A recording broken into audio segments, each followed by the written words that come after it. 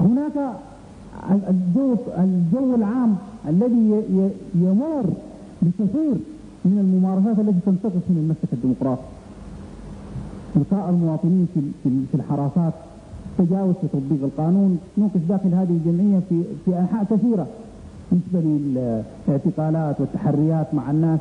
لأول مرة حتى الطلاب حينما ألقي عليهم قد ضلت الطالبات، هذا أمر لم يحدث حتى أيام الإنجليز. تجد طالبة في الحراسة لأنها اشتركت في مظاهرة، هذا لم يحدث حتى أيام الإنجليز.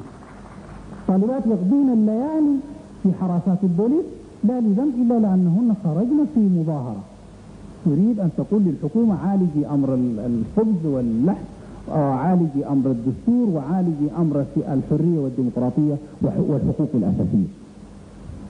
هذا كان هذه المظاهر للانتهاكات التي تعددت في جوانب مختلفة، عكست على الجمعية التأسيسية، انعكست على أداء أجهزة الإعلام حينما حاولت الحكومة أن تحجب وأن تحجر بثها إلا للحكومة وحزبيها، وكأن السودان ليس فيه إلا هذه القوى السياسية وحدها. هذه المحاولة للإخلال بالتوازن والديمقراطية معناها معادلة تعايش لمجموعات متعددة. أبدا ليست الديمقراطية معناها العيش بالحكومة وحدها وليكن من حظ الآخرين التشرد والضياع والموت والتعتيم.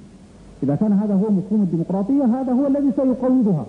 لن يقوضها أبدا إلقاء الاتهامات في وجه الجبهة الإسلامية القومية.